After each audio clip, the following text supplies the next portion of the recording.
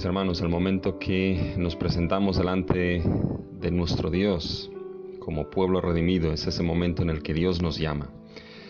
Dios nos llama como su asamblea de santos y santificados en Cristo Jesús para darle gloria, honra y alabanza.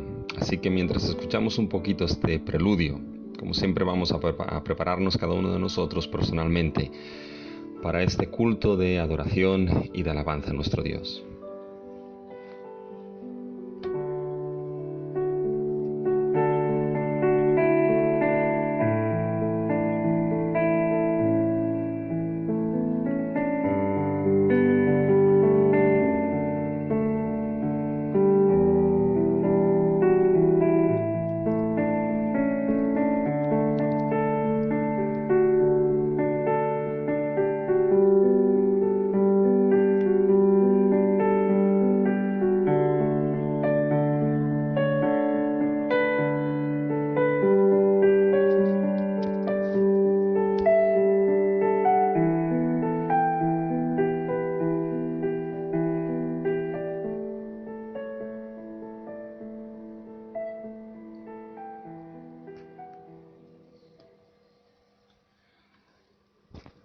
La Escritura nos habla precisamente de aquel siervo sufriente que Dios levantaría.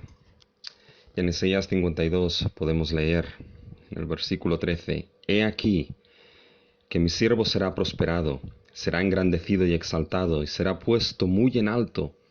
Como se asombraron de ti muchos, de tal manera fue desfigurado de los hombres su parecer, y su hermosura más que la de los hijos de los hombres. Así asombrará él a muchas naciones, los reyes cerrarán ante él la boca, porque verán lo que nunca les fue contado, y entenderán lo que jamás habían oído. Y Jesús, después que fue bautizado, subió luego del agua, y he aquí los cielos le fueron abiertos, y vio al Espíritu de Dios que descendía como paloma y venía sobre él, y hubo una voz de los cielos que decía: Este es mi Hijo amado, en quien tengo complacencia.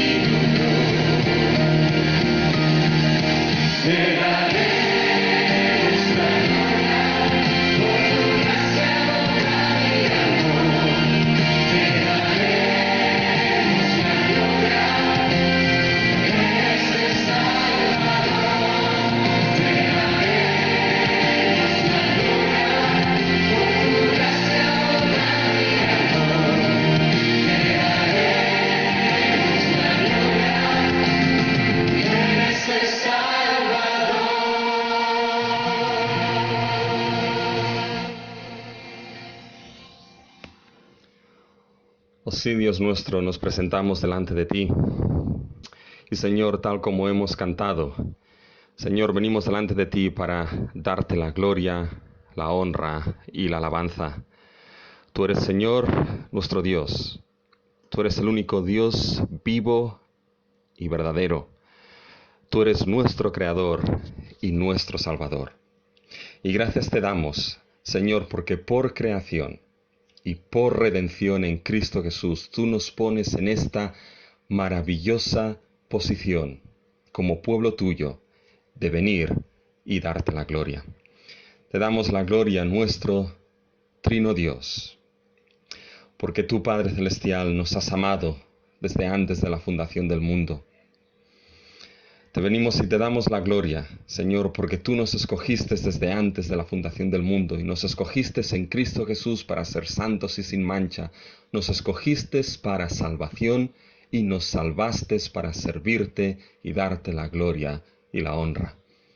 Oh Señor Jesús, Señor y Salvador nuestro, venimos y te damos la gloria y la honra, porque tú fuiste aquel que oraste delante del Padre y pediste que esa gloria que tenías con Él desde antes de la fundación del mundo fuese una gloria que nosotros pudiésemos participar de ella, aquellos que por tu gracia hemos creído en ti. Gracias, Señor Jesús, porque en ti tenemos redención y perdón de pecados. Oh, gracias, Señor, porque en ti estamos y en ti somos y en ti lo tenemos todo. Y te alabamos y te damos la gloria, Espíritu Santo, porque tú fuiste aquel que aplicaste esta maravillosa obra de salvación, obrada y consumada por Cristo Jesús, la aplicaste a nuestra vida. Gracias porque tú eres esa garantía y esas arras de la herencia futura que tenemos. Gracias porque tú eres el mayor don que tenemos en el nuevo pacto. Dios Trino, te alabamos, te damos la gloria y te damos la honra. Y Señor, en el día de hoy te pedimos que nuestra adoración a ti, que nuestro servicio a ti, Señor, sea agradable delante de ti. Y te lo pedimos todo en el nombre de nuestro Señor, en el nombre de nuestro Salvador, en el nombre, Padre, de aquel que es tu Hijo amado y en el que tú tienes complacencia. En el nombre de Cristo Jesús oramos. Amén. Mis hermanos y hermanas, muy bienvenidos un domingo más a este culto de Piedra de Ayuda. Y damos la bienvenida a todos nuestros hermanos y hermanas que estarán ahora precisamente atendiendo a este culto vía digital, vía web. Pero también damos la bienvenida sabiendo de que este culto es enviado y puede llegar a otros que no son miembros de Piedra de Ayuda, pero que también asisten. Así que también les damos la bienvenida a ellos, estén donde estén, sean de donde sean, y como siempre lo hacemos evidentemente a la manera de Piedra de Ayuda, en el cual nos decimos que Dios nos ama y nosotros hacemos lo posible. Bien, hermanos, déjenme que les dé algunos anuncios, aunque la mayoría de ellos los tienen en el boletín. Y fíjense que el primer anuncio podemos decir que gracias a Dios, y si no hay ningún cambio, empezaremos ya con nuestras obras en la iglesia. Y como digo, si no hay ningún cambio, empezaremos ya el próximo lunes, es decir, mañana, a lo que es ya el tema de la colocación del cuadro eléctrico nuevo que se nos requiere, las luces de emergencia, la puerta inífuga, y poco a poco iremos avanzando en la instalación de la renovación de aire. Así que, mis hermanos, hablando ya de fases, esta sería la fase 2 o la fase 3 o no sé qué fase sería para nosotros, pero gracias a Dios de que podemos empezar ya con las obras. Esta semana, juntamente con el boletín, habrán recibido los miembros de la iglesia una carta que es informativa, en la cual hablamos un poquito del presupuesto que ha sido aceptado para las obras y lo que tendremos que afrontar de aquí en adelante. También informamos de que gracias a Dios hemos tenido ofrendas que nos van a ayudar a cubrir parte de lo que son esas obras y esos trabajos. Pero es una carta informativa para los miembros de la congregación de Piedra de Ayuda, en la que hablamos de las obras y del presupuesto que ha sido aceptado, en la que damos un pequeño resumen para que la congregación lo pueda conocer de la situación económica presente en la que estamos ahora a final de mes de mayo y lo que posiblemente vendrá a mes de junio. Y también damos una pequeña nota informativa y explicativa de un posible tema que quizá vamos a tener que afrontar, que será el tema de la insonorización. Es muy importante, mis hermanos, que si algún miembro de nuestra iglesia no ha recibido esta carta informativa, por favor pídanla. Puedan pedirla a secretaría de la iglesia, nuestra secretaria Ana Valverde, que ella con todo gusto les facilitará esa carta.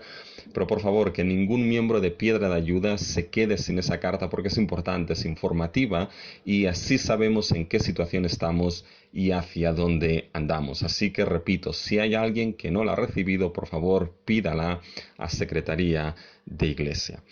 Y con ello, por el resto, mis hermanos, es que sigamos orando por nuestra congregación, sigamos orando que el Señor siga manteniéndonos, que el Señor siga sustentándonos y que el Señor siga ayudándonos en todo ese proceso, pero principalmente siga sustentándonos y ayudándonos como iglesia, como miembros de esa congregación, porque básicamente, mis hermanos, esto es lo más importante. Por lo tanto, a nivel de anuncios, creo que todos han sido dados, alguno más hay en el boletín, así que si tienen el boletín pueden leerlo ahí. Y fíjense, mis hermanos, que tenemos un cántico que todos conocemos: fuimos creados linaje real. Y fíjense que este es un tema que une todo lo que es la revelación bíblica, une todo lo que es el progreso de la historia de la salvación. Dios por creación creó un linaje real en Adán y Eva, que tenían que sojuzgar, gobernar y señorear como linaje real sobre toda la creación. Fue perdido, pero por creación y redención Dios salvó a un pueblo que le dijo que tenía que ser su linaje real, su nación santa, un sacerdocio para servir, adorar y glorificar a Dios. Y ese pueblo también fue un linaje real infiel. Pero traje a aquel que es el Rey de Reyes y Señor de Señores, Cristo Jesús, y en él, en Cristo Jesús, escogió un pueblo, un real sacerdocio, una nación santa, para anunciar las virtudes de aquel que nos ha salvado en Cristo Jesús. Así que, mis hermanos, uno de los temas principales o que recorre la Escritura es precisamente que hemos sido creados por la gracia de Dios en Cristo Jesús, real sacerdocio, linaje real para adorar a nuestro Dios.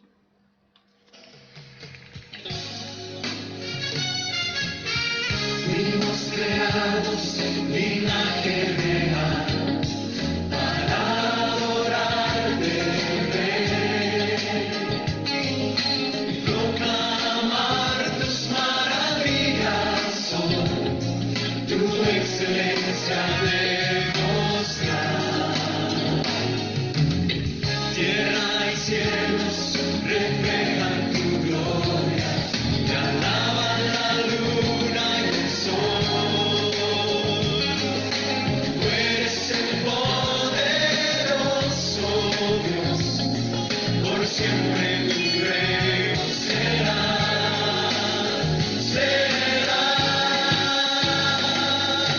Y que tu santuario se llene de tu gloria, alzamos alabanza a ti. Y que tu santuario se llene de tu gloria, los instrumentos gloriaré. Y que tu santuario se llene de tu gloria, alzamos alabanza a ti. Y que tu santuario se llene de tu gloria, los instrumentos gloriaré.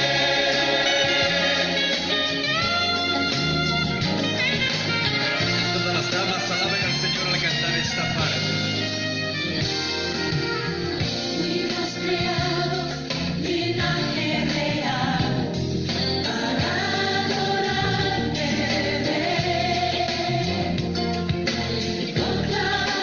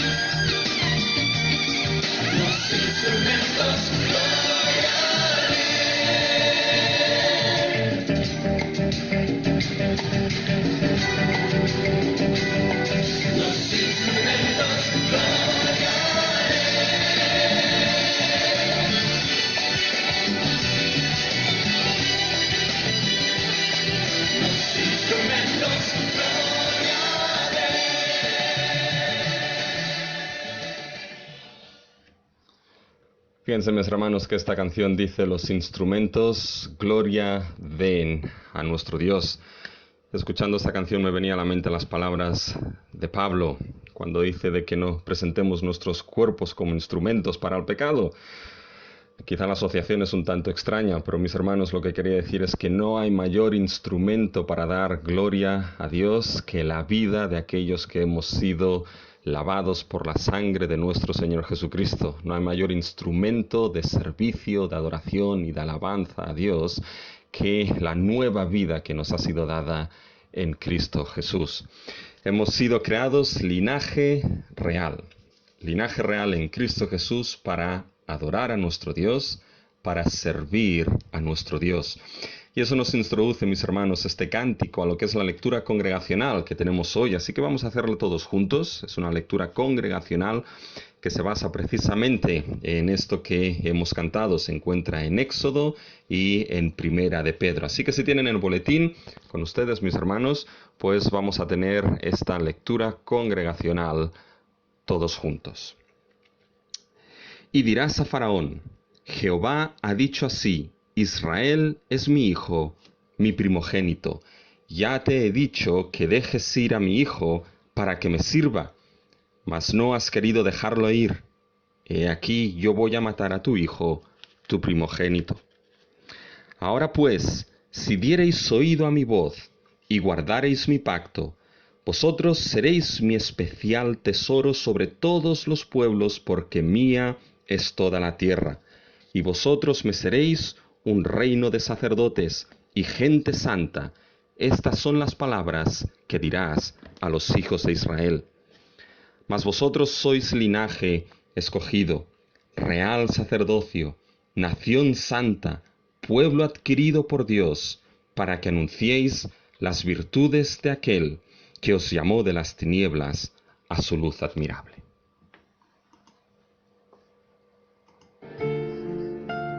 Gracias, Señor.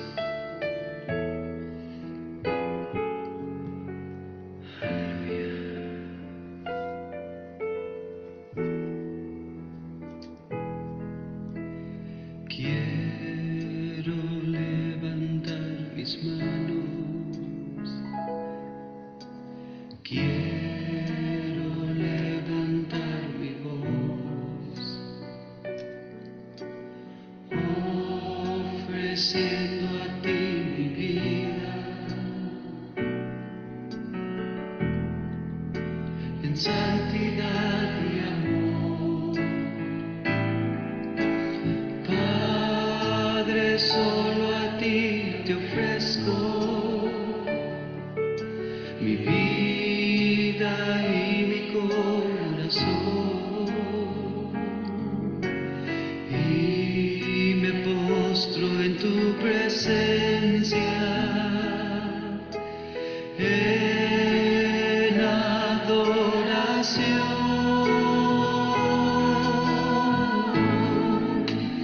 Hijo de Dios, recibe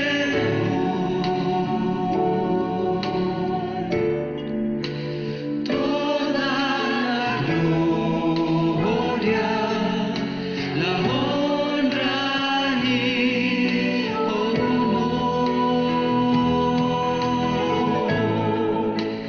Hijo de Dios, recibe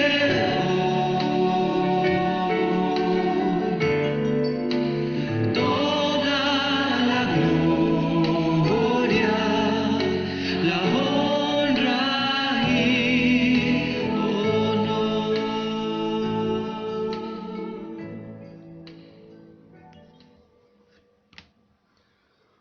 Josué, mis hermanos, tenía algo bien claro. Josué tenía claro de que Dios había salvado al pueblo de Israel, de que Dios lo había creado como el pueblo de su pacto para servir al Dios que lo había salvado. Y al final de la historia de Josué podemos leer un texto que todos conocemos. En Josué capítulo 24, los versículos del 14 al 16, Josué les dice al pueblo de Israel: Ahora pues, temed a Jehová, y servidle con integridad y en verdad, y quitad de entre vosotros los dioses a los cuales sirvieron vuestros padres al otro lado del río, y en Egipto, y servid a Jehová. Y si mal os parece servir a Jehová, escogeos hoy a quien sirváis, si a los dioses a quienes sirvieron vuestros padres cuando estuvieron al otro lado del río, o a los dioses de los amorreos en cuya tierra habitáis. Pero yo y mi casa serviremos a Jehová. Entonces el pueblo respondió y dijo: Nunca tal acontezca que dejemos a Jehová para servir a otros dioses. Fíjense, mis hermanos, que el tema clave de estos versículos es servid a Jehová. El temor a Jehová se expresa en esos versículos con servir a Jehová. Y el servicio aquí era con un servicio, con una vida de fidelidad, de adoración, de obediencia a Dios. Son los versículos que nos muestran que el ser humano tiene que servir a una cosa o a otra. Si no os parece bien servir a Jehová, buscaros otros a quien servir. Pero Josué tenía algo bien claro y eso lo comunicó al pueblo: Mi casa y yo serviremos a Jehová, porque aquel pueblo que ha sido redimido, el pueblo que ha sido salvado, nosotros que hemos sido redimidos por la gracia de Dios, hemos sido redimidos para servir a nuestro Dios, para ser instrumentos de servicio y de adoración a Dios. Y el cántico que vamos a escuchar, mis hermanos, se basa precisamente en estos versículos que hemos leído. Yo y mi casa serviremos a Jehová. Es un cántico que creo que nunca lo hemos cantado, creo, en la iglesia, pero es un cántico precioso que nos habla precisamente de ese privilegio de servir a nuestro Dios.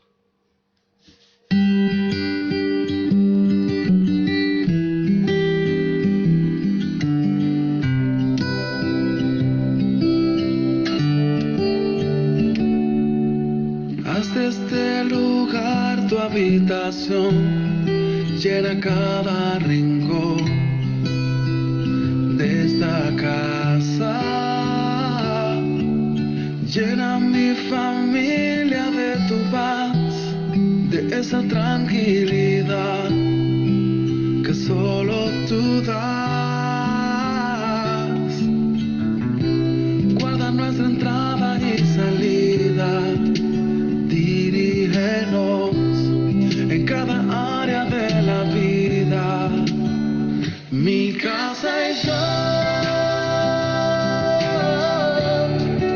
te buscaremos, te adoraremos. Fluye con tu espíritu, Señor, llenando cada corazón y trae renuevo. Que huya todo lo que no es de ti, y lo que vino a dividir correrá muy lejos en esta casa, Jesús. Eres el dueño.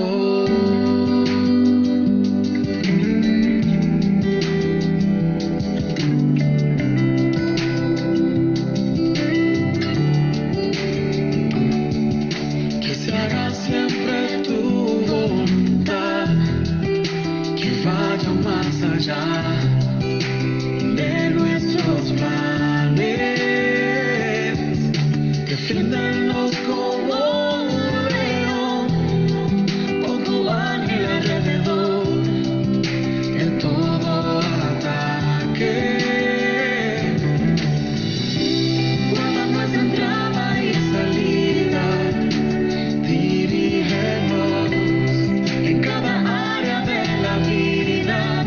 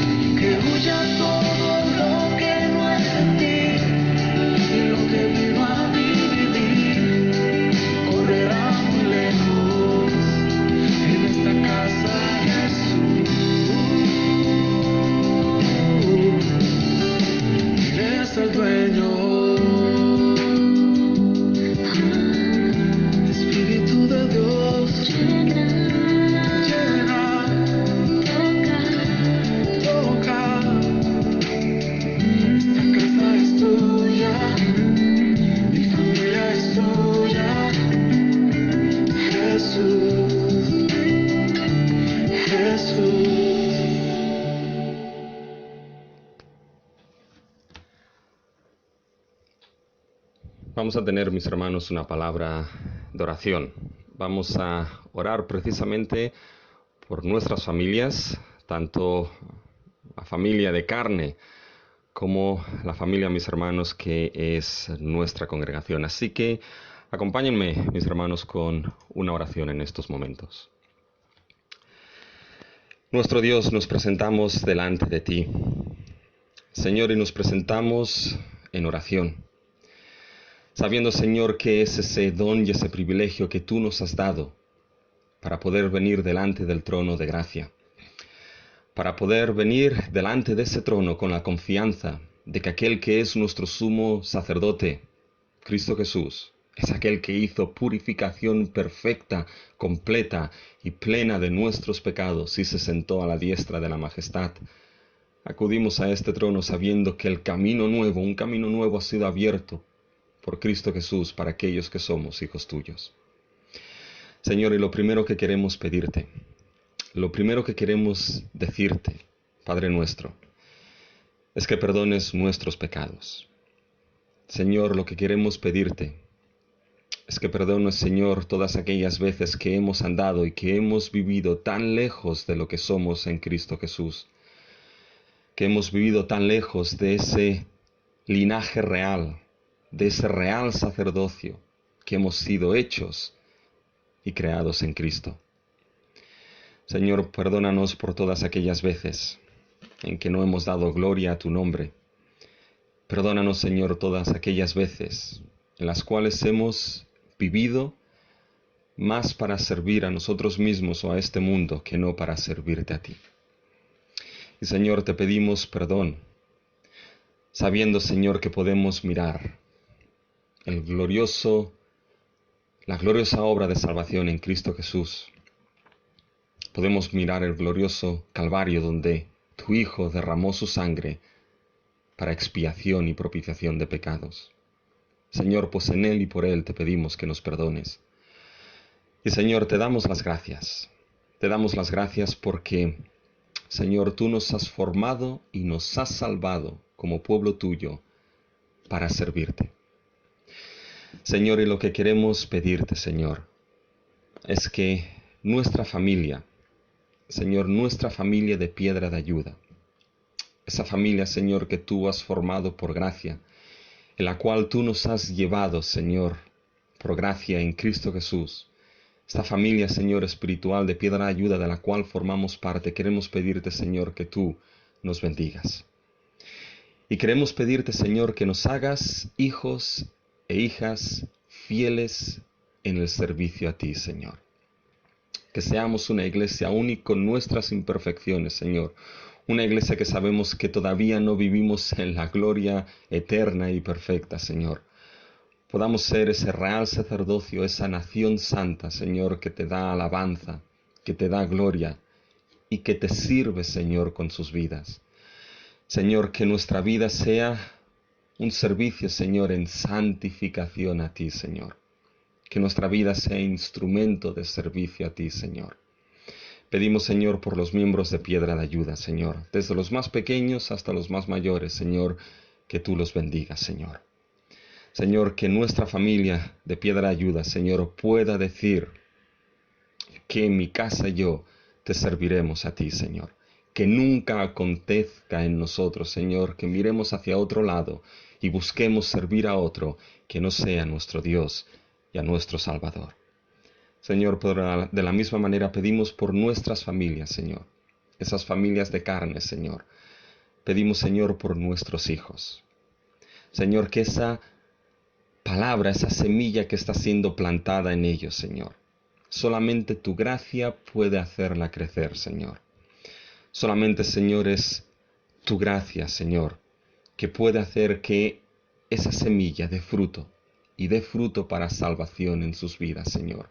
Por lo tanto, Señor, pedimos por nuestros niños, pedimos por nuestros hijos, pedimos por nuestros nietos, pedimos por nuestros sobrinos y sobrinas, Señor. Oh, que tú, Señor, en tu gracia y en tu misericordia los alcances con esa salvación eterna, Señor, en Cristo Jesús, para que puedan ser salvos para darte gloria, salvos para tu gloria, salvos para tu servicio, Señor.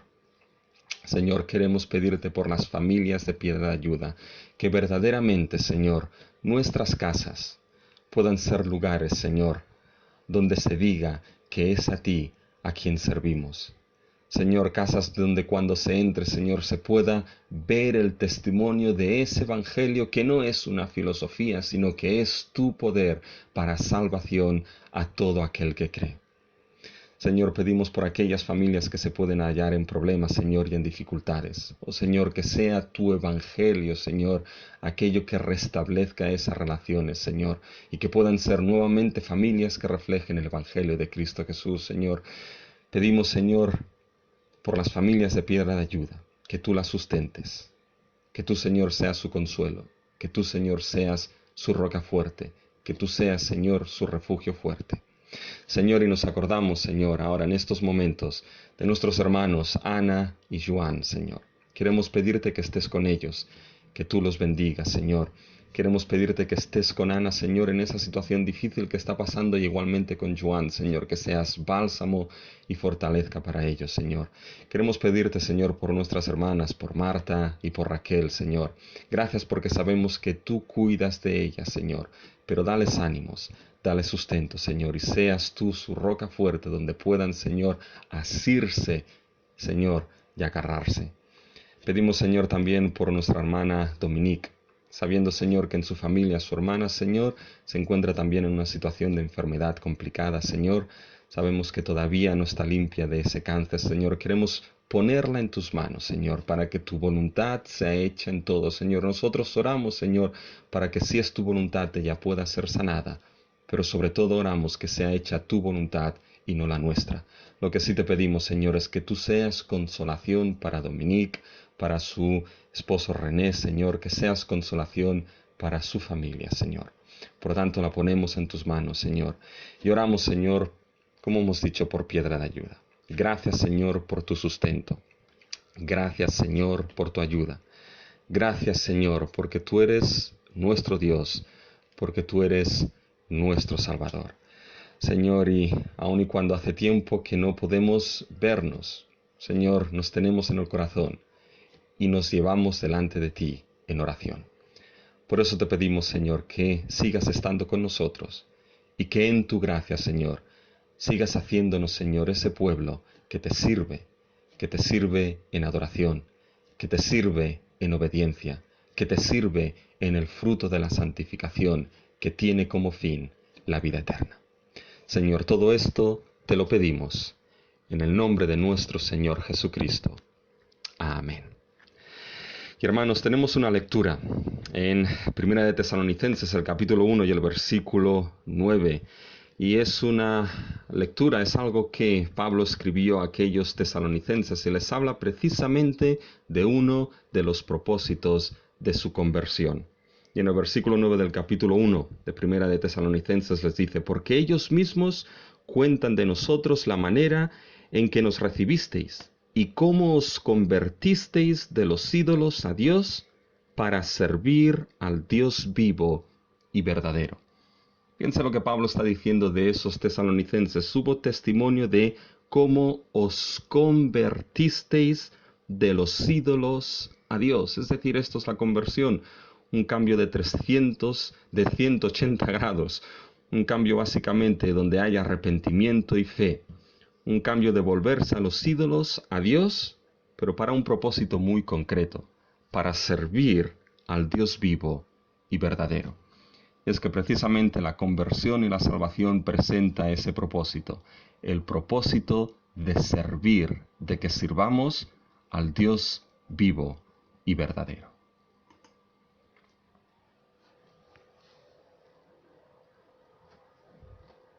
Confianza delante de Él. Le diga: Señor, por lo que tú has hecho, es que levanto mis manos ante ti. Mis manos levantadas hacia el cielo, me presento ante ti, hoy mi Señor, para recibir de ti la fuerza y el poder para vivir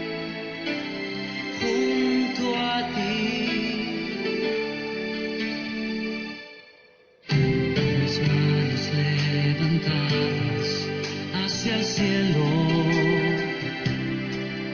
me presento ante ti, hoy mi Señor, para recibir de ti la fuerza y el poder para vivir junto a ti. Llenas hoy mi corazón con tu presencia, llenas de alegría y paz todo mi ser. En cualquier necesidad tú me responderás, porque me amas, me amas. Llenas hoy mi corazón con tu presencia, llenas de alegría y paz todo mi ser. En cualquier necesidad tú me responderás, porque me amas, me amas.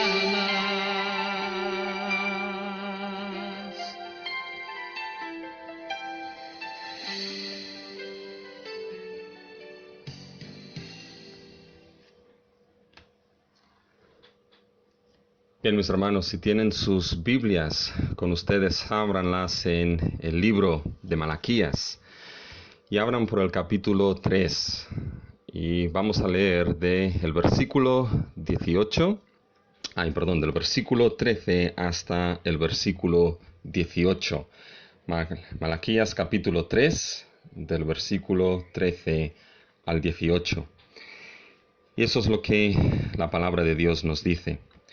Vuestras palabras contra mí han sido violentas, dice Jehová, y dijisteis, ¿qué hemos hablado contra ti?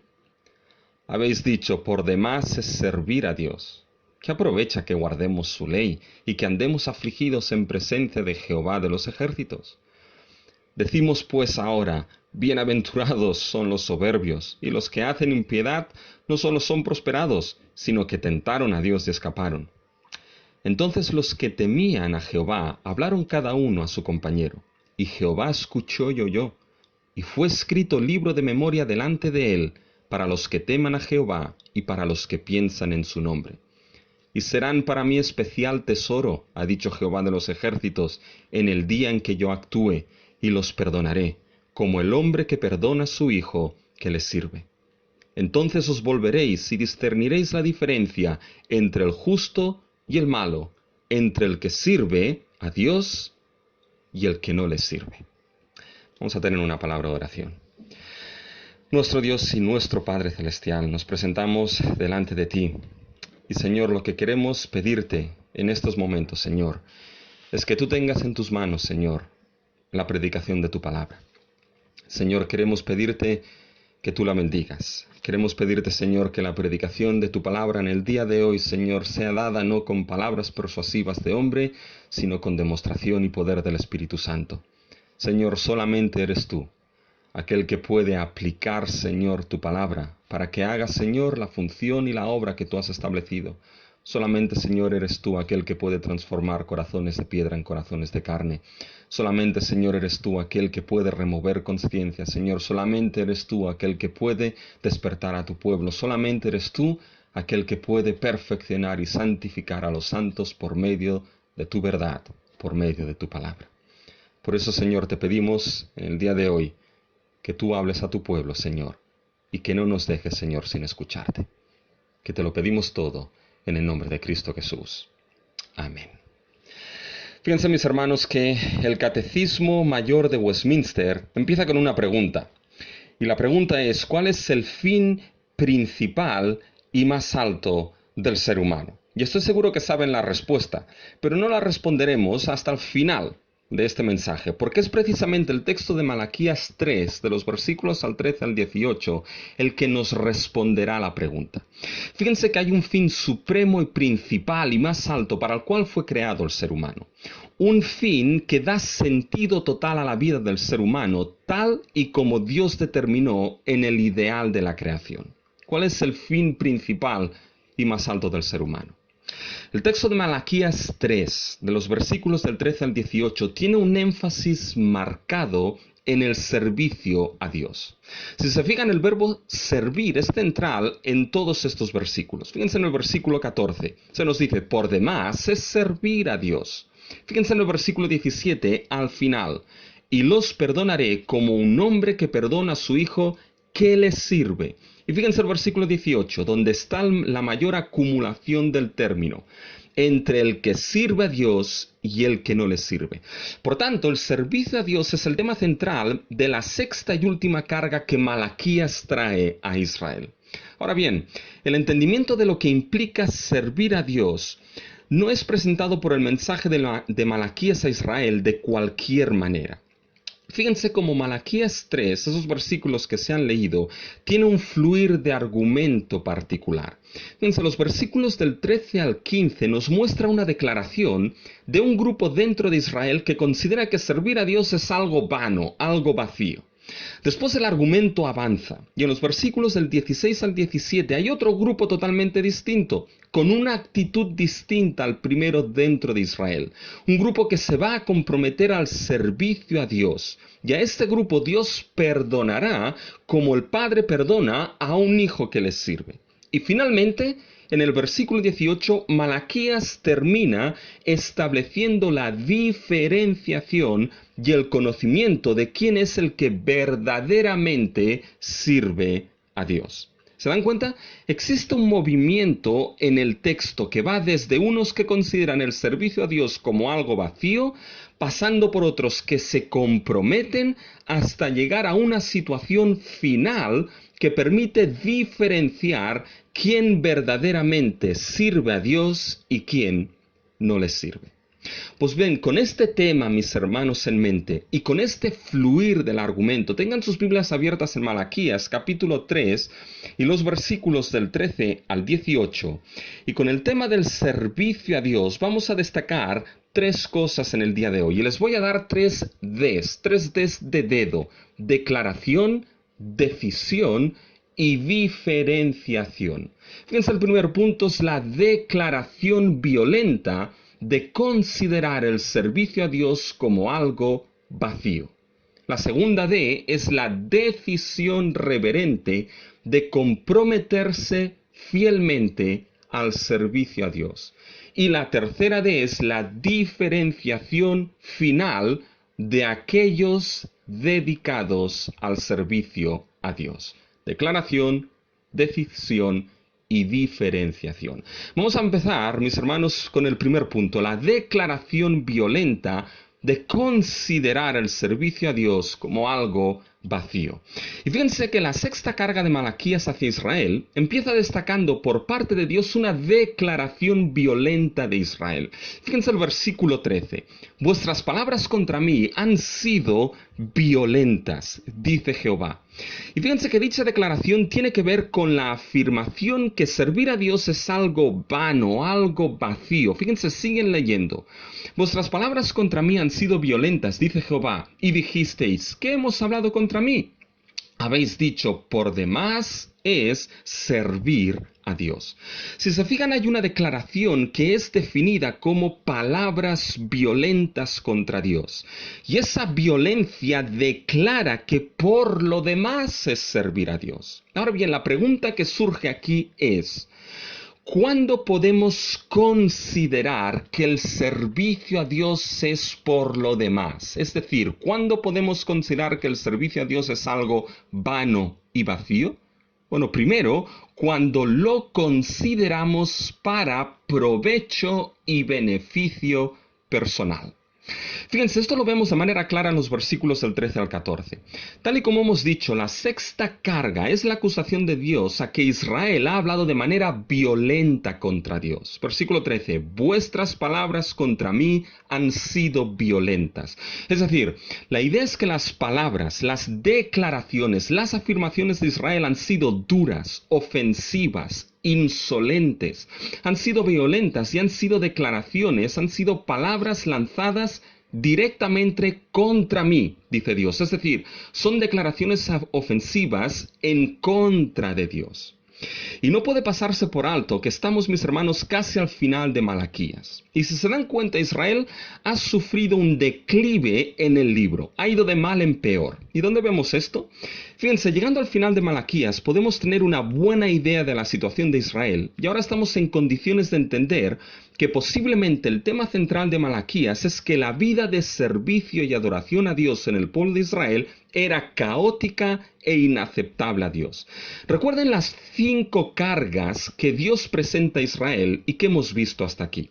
En la primera, Israel cuestionó el amor de Dios. ¿En qué nos has amado?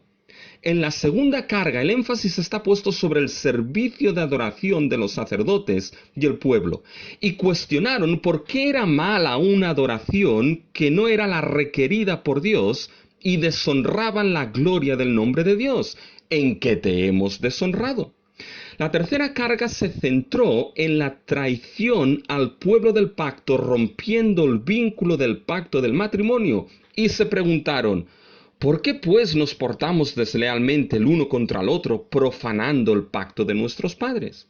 La cuarta carga, se cuestionaron la bondad y justicia de Dios. ¿En qué le hemos cansado? ¿En que decís, cualquiera que hace mal agrada a Jehová? Y en los tales se complace. O si no, ¿dónde está el Dios de justicia? Y en la quinta carga se cuestionaron cómo habían robado a Dios. ¿En qué te hemos robado? Fíjense que debemos entender que todos estos aspectos reflejados en estas 5 cargas son aspectos que eran parte de la vida de adoración y servicio a su Dios. No eran aspectos desvinculados de la vida de Israel, sino era la vida de servicio y adoración que Israel debía vivir como pueblo que había sido salvado y vuelto del exilio.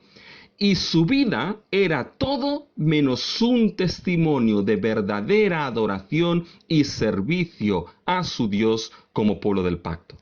Fíjense que con esto en mente llegamos a la última carga. Y fíjense cómo hay un cambio sustancial e importante. Israel habló.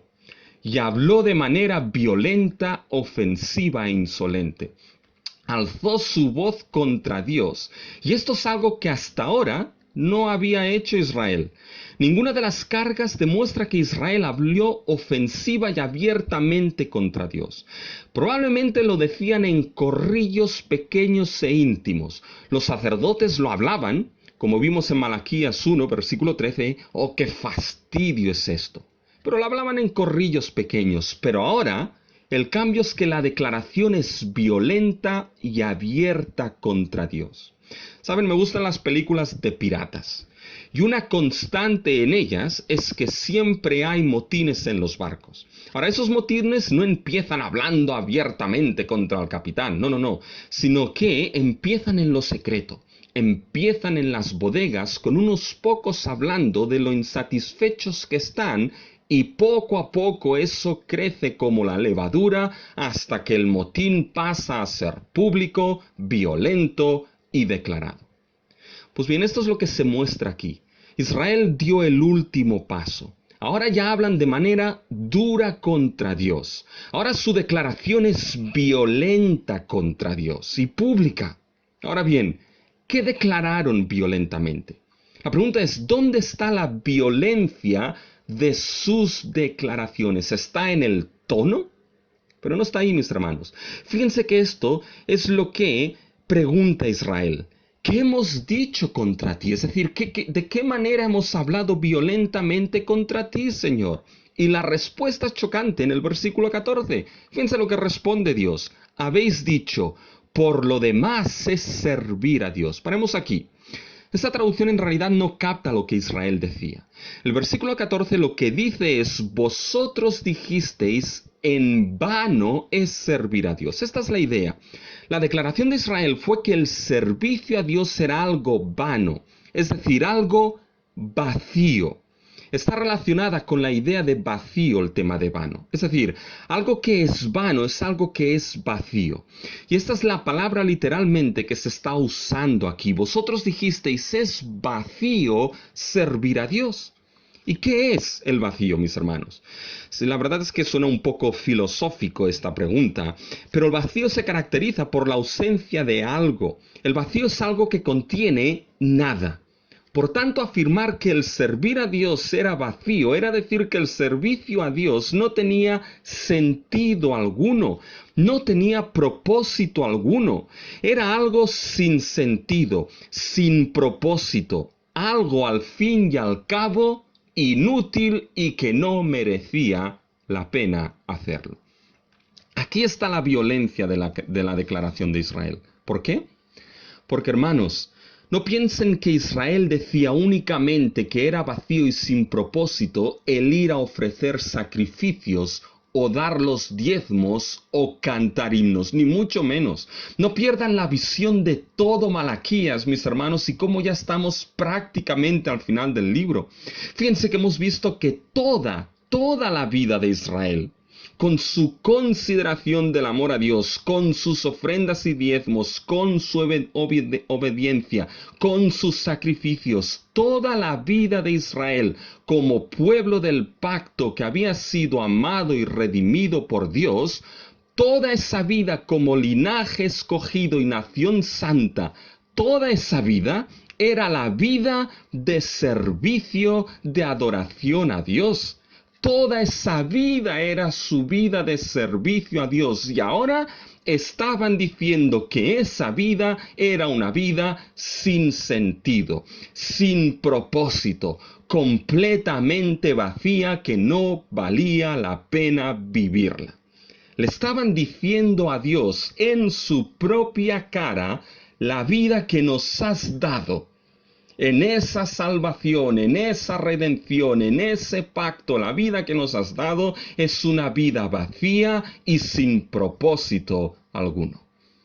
¿No consideran que esto eran palabras ofensivas y duras? ¿No consideran ofensivas unas palabras así hacia aquel que les amó como padre por encima de los demás? Hermanos, ¿cómo entenderían que su hijo o nieto o sobrino, después de haberle dado todo por gracia, les dijese: la vida que me has dado es inútil y sin propósito? Fíjense, mis hermanos, que es aquí donde está la violencia precisamente de las palabras de Israel. Esto es lo que afirmó Israel. Pero la pregunta aquí es: ¿cómo llegó Israel a esta declaración tan violenta? ¿Cómo llegó Israel a la afirmación de que servir a Dios era algo vacío? Pues bien, hermanos, porque consideró esa vida de servicio a Dios como algo de provecho personal. Consideró el servicio a Dios meramente como algo de beneficio y provecho personal. Fíjense el versículo 14. Hay una pregunta que lo que hace es explicar por qué Israel decía que el servir a Dios era algo vacío. Fíjense el versículo 14. Habéis dicho: es vacío servir a Dios. Ahora fíjense la pregunta: ¿qué provecho o qué beneficio que guardemos su ley? ¿Que andemos afligidos en presencia de Jehová de los ejércitos? Esta pregunta explica por qué entendían el servicio a Dios, la vida de servicio a su Dios, como algo vacío y sin propósito. Lo entendían así porque no veían beneficio y provecho en su vida de servicio y obediencia a Dios. Fíjense, qué provecho, qué beneficio que guardemos su ley. Fíjense que Malaquías aquí está utilizando una palabra un tanto especial para ley. No es la palabra normal que se utiliza. En realidad es una palabra que tiene que ver con obligación y deber. Por tanto, se está diciendo qué provecho, qué beneficio en que guardemos su obligación, su deber. Y esto debe ser entendida, esta palabra, con lo que se ha dicho en los versículos anteriores, es decir, con la obligación de traer los diezmos al alfolí. Dios les dijo, recuerden, traed los diezmos, es decir, guardad mi deber. ¿Y qué es lo que les dijo Dios? Y yo derramaré bendiciones, dijo, abriré las ventanas de los cielos, seréis tierra deseable, es decir, en otras palabras, habrá beneficio y provecho en guardar mi deber. Habrá beneficio y provecho. Y ahora va Israel y dice, ¿qué aprovecha? ¿Qué beneficio tenemos en que guardemos su ley? Y fíjense, y tampoco había propósito en una vida de piedad ante Dios. ¿Y qué aprovecha? Aquí ponemos el verbo, está implícito, que andemos afligidos en presencia de Jehová de los ejércitos. Miren, hermanos, Israel declaró que la vida de servicio a Dios, la vida que les había sido dada por Dios como aquel que les amó y redimió, era una vida vacía. ¿Por qué? Porque entendían que no sacaban provecho en absoluto de ella. ¿Saben en qué cayeron? Cayeron en lo que un autor ha llamado la mentalidad de la reciprocidad. Es decir, entendieron su vida de servicio a Dios como simplemente una vida de quid pro quo. Es decir, quid pro quo es una expresión en latín que significa algo por algo. Entendieron que su vida de servicio a Dios debía ser, Señor, nosotros hacemos esto si tú haces lo otro. Nosotros hacemos lo que nos pides y entonces tú tienes que responder. Debemos sacar algún beneficio de ello. Quid pro quo, Señor. Servían a Dios mal, tal y como Malaquías ha mostrado. Tenían la hipocresía de una falsa piedad. Decían que no hay beneficio en andar afligido delante de Dios. ¿Se dan cuenta? Con esa mentalidad de reciprocidad entendieron que su vida como pueblo de Dios, su vida de servicio a Dios, debía ser una vida de algo por algo, una vida de la que debían sacar provecho de Dios, el provecho que ellos querían o que ellos pensaban que Dios estaba obligado a darles. Y si eso no se daba, entonces la declaración es vacío servir a Dios. Creyeron que entraron en una relación de iguales con Dios y eso nunca será así. Dios les daría lo que Él soberanamente en su gracia soberana determinaría, e Israel debía vivir en servicio a Dios, no esperando sacar provecho, sino porque esa era ahora la vida a la que habían sido llevados por salvación y pacto. Una vida de servicio era la expresión de adoración a su Dios. No era la expresión de sacar algo por algo, sino que esa vida de servicio era una vida que expresaba esa salvación y adoración a Dios. Y continúa siendo así en el nuevo pacto, en la vida que por redención nos ha sido dada en Cristo Jesús. Nuestra vida de servicio a Dios nunca debería ser una vida que esperase sacar provecho o beneficio. Es decir, un quid pro quo con Dios, algo por algo. Y no me malentiendan, mis hermanos, hay provecho glorioso y eterno en nuestra vida en Cristo. Pero no es un quid pro quo con Dios. Señor, hago esto y a cambio haces lo otro por mí. La vida cristiana no es un regateo con Dios. Si entraste en la vida cristiana con la mentalidad de reciprocidad, pensando que sacarías beneficios de ella, déjame que te diga algo, que muy probablemente no entraste en ella o muy probablemente no durarás mucho en ella.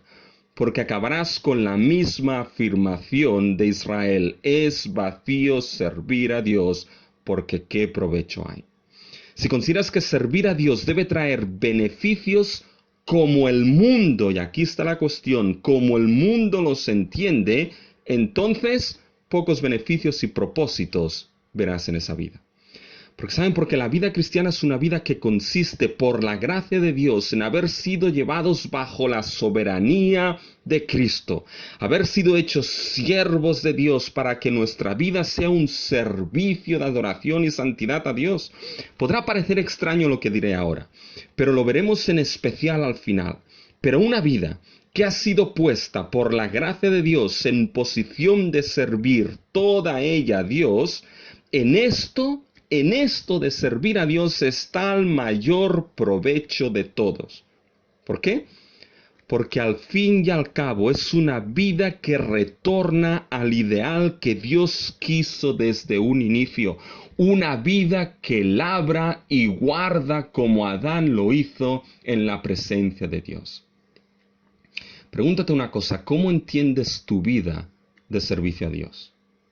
¿Cómo entiendes y consideras tu vida en Cristo Jesús?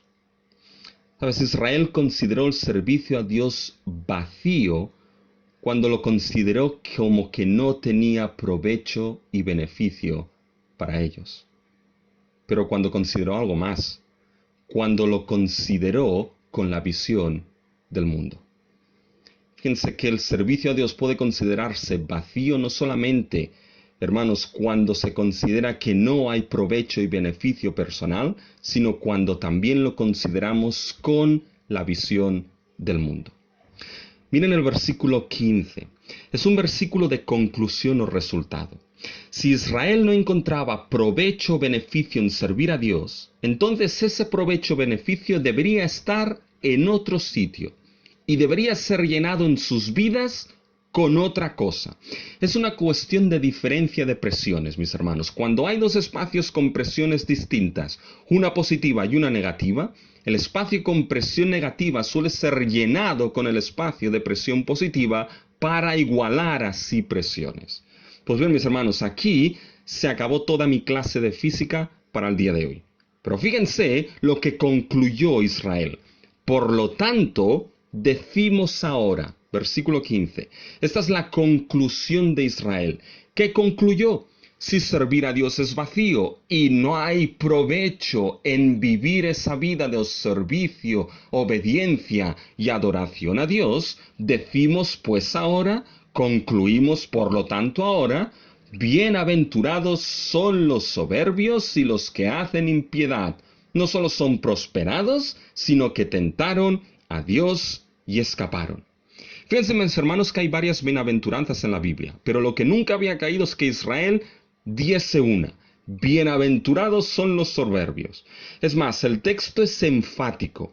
Se está destacando esa bienaventuranza dicha por Israel. Ahora bien, hermanos, aquí es donde entra la importancia de la hermenéutica, la interpretación bíblica, porque el contexto es de suma importancia.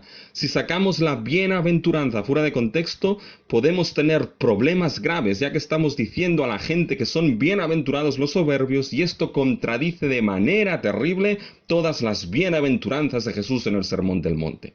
Pero fíjense lo que Israel está diciendo. Aquellos que son bienaventurados, es decir, la idea no simplemente es la idea de ser felices, sino aquellos que en su vida hay propósito, beneficio. Es una vida llena. ¿Quiénes son estos? Bueno, son los soberbios y los que hacen impiedad. Estos no solo son prosperados, sino que tentaron a Dios y escaparon. Fíjense lo que está diciendo aquí Israel. Hay dos cosas. Fíjense, por un lado, los que son bienaventurados y con beneficios en su vida son aquellos que son totalmente contrarios a Dios, soberbios y hacen impiedad. Y por otro lado, la segunda cosa es que sacan provecho de este tipo de vida. ¿Por qué? Porque aunque tientan a Dios con esta vida, escaparon. Es decir, Dios o bien no hizo justicia, o bien es que Dios ha sido burlado por ellos. En definitiva, cuando se ponen estas dos cosas juntas, Israel está diciendo que la vida que verdaderamente trae beneficios y provecho y una vida con propósito y llena, es este tipo de vida que nada tiene que ver con Dios y que toma a Dios como una burla. Esa vida es la que sí tiene propósito, la que sí trae beneficios. Eso es lo que Israel estaba diciendo. Y fíjense qué tipo de vida es esta. Y mis hermanos, es el tipo de vida que el mundo propone. Es la vida de aquellos que no conocieron la salvación de Dios, que no fueron amados por Dios, que no fueron llevados a ser pueblo del pacto. Israel está diciendo que donde se encuentra el verdadero propósito y beneficio es en una vida que no sirve a Dios. Es en una vida que considera que nunca pasará cuentas a Dios y vive para servirse a uno mismo y no a Dios. Fíjense en el desequilibrio, mis hermanos, de Israel aquí. Imagínense una balanza, mis hermanos. En el lado de servir a Dios, para Israel no había nada. Servir a Dios era algo vacío, porque no había provecho en ello, no sacaban beneficio, por lo tanto no pesaba. Por tanto, ese lado de la balanza no tiene peso alguno. Y siendo así, entonces todo el peso se va hacia el otro lado, hacia el lado de servir al mundo. Allí es donde está el peso y el propósito. En definitiva, mis hermanos, lo que se está mostrando aquí, por ese grupo que decía eso en Israel, es el choque de dos cosmovisiones bien distintas. La cosmovisión de una vida basada en la revelación bíblica y la redención, y la cosmovisión basada en el mundo. Y es importante entender lo que aquí se está diciendo. Si mal entiendes la cosmovisión bíblica de la salvación y del servicio a Dios, inmediatamente entrará en juego la cosmovisión de servir al mundo. ¿Por qué? Porque debemos saber que nadie en este mundo vive y se mueve sin una cosmovisión concreta.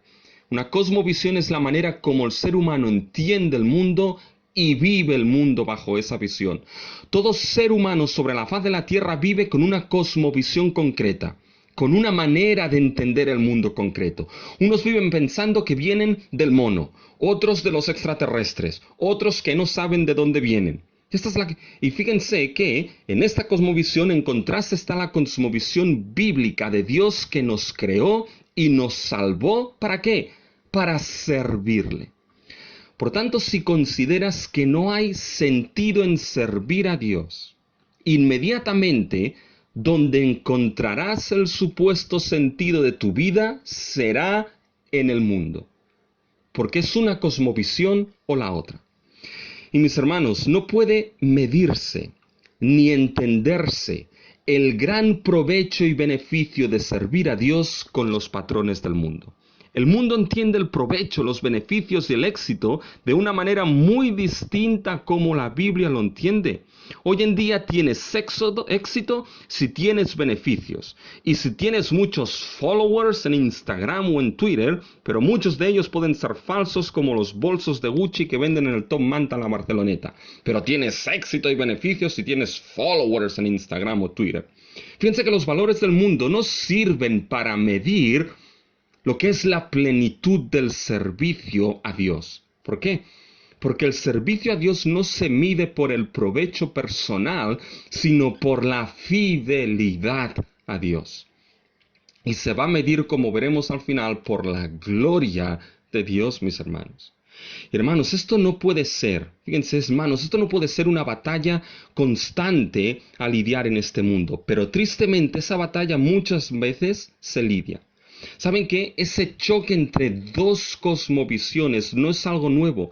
El predicador de Eclesiastés ya luchó con esto. Hay una cosa bajo el sol, es decir, en este mundo hay cosas que no tienen sentido, cosas bajo el sol que son injustas para los justos, pero se dan. Es un mundo que ¿qué provecho tiene el hombre de todo su trabajo con que se afana debajo del sol?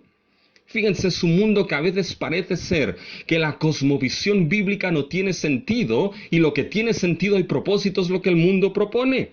¿Qué provecho tiene todo esto bajo el sol? Pero ¿cuál es el resumen final del predicador en el que se estés? Al final el predicador concluye: vanidad de vanidades, todo es una vanidad. El único resumen que vale la pena y permanece, el fin de todo discurso que verdaderamente tiene sentido y propósito, es: teme a Dios y guarda sus mandamientos, porque este es el todo para el hombre. Algo que Israel mismo dijo que era vacío hacer. ¿Qué provecho hay en guardar su ley? ¿Qué beneficio hay? Esta realidad puede estar en ocasiones, ¿saben qué? En nuestra vida aquí bajo el sol. A veces uno se pregunta como siervo de Dios, ¿vale la pena haber dejado todo, la carrera, para servir a Dios? ¿Qué provecho hay en ello si uno nunca será famoso ni reconocido en nada? O quizás como joven te preguntas, ¿qué provecho hay en una vida de servicio a Dios si veo a mis compañeros que parece que prosperan más que yo, que se lo pasan mejor que yo sin hacer caso a Dios, y yo quedo como un puritano? O quizás ha cruzado por tu mente, ¿qué provecho hay en ser cristiano, en una vida que sirve a Dios? Pero debemos saber que existe el riesgo, mis hermanos, de esa declaración violenta de considerar el servicio a Dios como algo vacío. Y en eso se puede caer cuando vemos que no hay propósito personal en ello y cuando consideramos la vida de servicio a Dios medida por la visión del mundo y no por la visión bíblica. Ahora bien, ante esto, hay otra actitud distinta en este texto. Pasamos de la declaración violenta a la decisión reverente de comprometerse fielmente en el servicio a Dios. Y fíjense, mis hermanos, que aquí la decisión reverente de comprometerse en el servicio a Dios, aquí la decisión conlleva que el servicio a Dios, primero, se basa en una actitud de reconocimiento y recuerdo al nombre de Dios. Fíjense, entramos en la actitud del segundo grupo.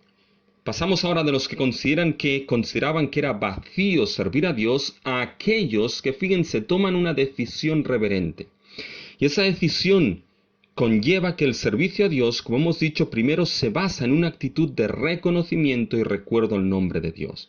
Fíjense, dentro de Israel, quien en su mayoría determinó que el servicio a Dios era en vano y vacío, hubo un remanente que entendió que el servicio a Dios nunca es en vano y nunca es vacío. Había un remanente fiel dentro de Israel, que entendió que una vida que sirve en adoración a Dios no es vacía, sino todo lo contrario. Ahora, ¿qué grupo era ese? Fíjense que se nos escribe 2 veces en el versículo 16. Fíjense, entonces los que temían a Jehová hablaron cada uno a su compañero, y Jehová escuchó y oyó, y fue escrito libro de memoria delante de él para los que temen a Jehová y para los que piensan en su nombre. Miren cómo se describe a este grupo en particular, los que teman a Jehová y los que piensan en su nombre. Estos no son 2 grupos distintos. Los que teman a Jehová son los que piensan en su nombre. Y fíjense qué actitud tan distinta con respecto al grupo que hemos visto en los versículos 13 y 15. Estos últimos son los que temen y recuerdan el nombre de Dios. Esta definición describe la esencia de la actitud de servir a Dios. Fíjense, la idea de servir a Dios no se basa en el tema de sacar beneficio y provecho, sino que se basa en el temor a Dios y en recordar su nombre.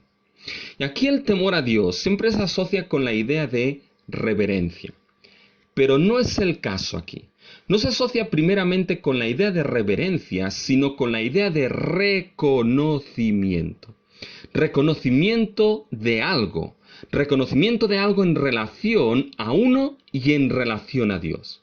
Fíjense, no es la primera vez que en Malaquías se utiliza el término temor o temer. Ese término ya se ha usado antes. Es más, lo ha usado relacionado con el tema del servicio, que es nuestro tema hoy. Fíjense en Malaquías capítulo 1 y el versículo 6. Fíjense, mis hermanos, lo que ahí se nos dice. el hijo honra al padre y el siervo a su señor. Fíjense, aquí el concepto de siervo, que es el que sirve, está unido al concepto de señor. Se empieza así, pero sigan leyendo el versículo 6. Si pues yo soy padre, ¿dónde está mi honra? Y escuchen ahora. Y si soy señor, ¿dónde está mi temor? ¿Lo ven? Fíjense cómo el temer está ligado a un reconocimiento doble. Primero, a reconocer que Israel era siervo de Dios. Y segundo, en reconocer que Dios era Señor de ellos. La realidad de temer a Dios implica no solo reverencia, sino reconocimiento de que uno es siervo y Dios es Señor. Y por tanto, si uno es siervo y Dios es Señor, como Señor, nuestro Dios requiere todo el servicio de la vida de aquellos que Él ha redimido como sus siervos. Y esto es precisamente lo que había en el corazón de aquellos que se describen como los que temían a Jehová. Su temor era un reconocimiento del señorío de Dios. Y si Dios es Señor, entonces requiere todo el servicio de sus súbditos y siervos. Requiere no decir como aquel grupo que era vacío el servicio a Dios, sino todo lo contrario. Pero había algo más. Los que temían a Jehová también son los que piensan en su nombre. Y fíjense que Malaquías retoma algo que indicó al inicio, el nombre de Jehová. El nombre de Jehová había sido menospreciado. Fíjense, mis hermanos, en Malaquías, capítulo 1 y el versículo 6, al final. Dice Jehová de los ejércitos a vosotros, oh sacerdotes, que menospreciáis mi nombre y decís, ¿en qué hemos menospreciado tu nombre? Por tanto, el nombre de Jehová había sido menospreciado. Fíjense en el capítulo 2, versículo 2. Si no oyereis y si no decidís de corazón dar gloria a mi nombre. Por tanto, el nombre representa a todo el ser de Dios. El nombre de Dios es una de las formas de revelación de Dios. Tal y como vimos, lo que se había perdido era la gloria e importancia del ser de Dios en la vida de esos sacerdotes y de Israel. Se había perdido la importancia de la persona y del ser de Dios en su vida, y cuando la importancia del ser de Dios se perdió, también se perdió la importancia de su servicio y adoración. Pero ahora, al final de Malaquías nos encontramos un grupo cuya actitud es totalmente distinta. Temían a Jehová, es decir, había un reconocimiento del señorío de Dios y del servicio en su vida y pensaban en su nombre. Es decir, tenían el ser de Dios a su persona en su memoria, en su pensamiento de manera central y por tanto el compromiso a servir a su Señor y a su Dios era también central en ellos. Esa definición, los que temían a Jehová y los que pensaban en su nombre, hermanos, nos muestra una de las bases del servicio a Dios. No se basa en provecho personal, no se basa en medirlo según el servicio que el mundo propone, sino en el reconocimiento que Dios no es únicamente nuestro Padre y Dios, sino también nuestro Señor, y a Él debemos servir. Cuando fuimos salvados por la gracia de Dios, Cristo se convirtió en nuestro Salvador, pero también en nuestro Señor, a quien rendimos una vida de servicio, a quien rendimos una vida que es ofrenda de servicio a Él y al Padre Celestial. Cuando Cristo nos salvó, se convirtió también en el más precioso para nosotros, cuyo nombre es sobre todo otro nombre en nuestra vida, nombre que nos da salvación, nombre que nos da identidad, nombre que nos da servicio. Y vemos en ese grupo que temían a Jehová y pensaban en su nombre. Y entre ellos hablaron, miren el versículo 16. Entonces los que temían a Jehová hablaron cada uno a su compañero. Y la pregunta aquí es, ¿qué dijeron? ¿Qué se hablaron? ¿Qué se dijeron? Y saben, la verdad es que no lo sabemos. Pero sí se nos muestra que existió un acto deliberado de hablar entre ellos que contrasta con aquellos que decían que no había provecho en servir a Dios. Los que decían que no había provecho en servir a Dios declararon esto violentamente y públicamente contra Dios.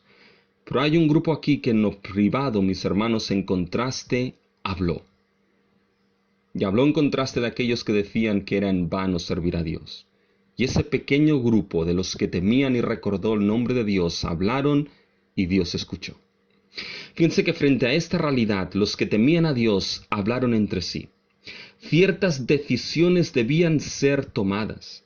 Y aun y cuando no se nos dice qué hablaron, sí se nos dice lo que fue hecho, y en lo que fue hecho vemos que la decisión de servir a Dios no se basa solamente y únicamente en un reconocimiento de Dios como Señor y de tener como centro la persona de Dios, sino que también el servicio a Dios se basa en la salvación de pacto.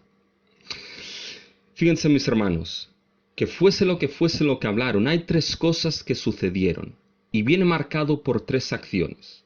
Las dos primeras son dadas por Dios. Fíjense el versículo 16. Y Jehová escuchó y oyó. Es decir, lo que hablaron fue lo suficientemente importante como para que Dios mismo tomase atención a ello. Fíjense cómo hay dos verbos usados para escuchar lo que nos indica algo. Nos indica el énfasis en la atención tomada por Dios a lo que esos hombres hablaron. Pero si se dan cuenta tenemos dos partes. Los que temen a Dios y hablan, y Jehová, escuchando esto, nos da el contexto de una relación que se establece. Es decir, un contexto de pacto. Hay dos partes aquí. Por un lado los que hablan y por otro lado Dios que escucha. Esos hombres tomaron una decisión delante de Dios. Por tanto, hay una especie de relación que se está estableciendo o ratificando aquí. Y vamos a ver que esa relación es una relación de pacto. Y fíjense que hay una tercera acción. Hay una cosa que sucede. Y fue escrito libro de memoria. Un libro que registró lo que se habló en ese día. Es decir, fue como el acta de aquella asamblea que se dio en ese día. Y fue un libro de memoria escrito delante de él, se refiere a Dios, y literalmente se dice para la faz de él, es decir, para el rostro de Dios. Y fue un libro que fue escrito también para los que teman a Jehová y piensan en su nombre. Es decir, el libro era de memorial, de recuerdo, de testimonio, tanto para Dios como para esos hombres de lo que allí se había dicho y se había hablado. Y muchas cosas cambiarían en nuestro servicio a Dios si nos diésemos cuenta que todo lo que hacemos, decidimos o hablamos queda escrito en el libro de la memoria delante de Dios. No hay nada que no quede registrado para el día que deba pasarse cuentas delante de Dios. Y ciertamente esto es así. Y se ha interpretado este libro de memoria de esta manera. Pero la pregunta aquí es, ¿qué hicieron exactamente? Ese grupo lo que hizo, ¿saben, mis hermanos? Fue ratificar delante de Dios el pacto que les salvó y les llevó a servir a Dios. ¿Y cómo sabemos esto? Pues bien, primero, fíjense que el tema de escribir libros aparece varias veces en las Escrituras y en muchas ocasiones estaba relacionado con el establecimiento de un pacto. Hay un evento central en el Antiguo Testamento, cuando el libro del pacto fue escrito, y esto lo vemos en Éxodo 24, versículo 7. Y tomó el libro del pacto y lo leyó a oídos del pueblo, el cual dijo, haremos todas las cosas que Jehová ha dicho y obedeceremos.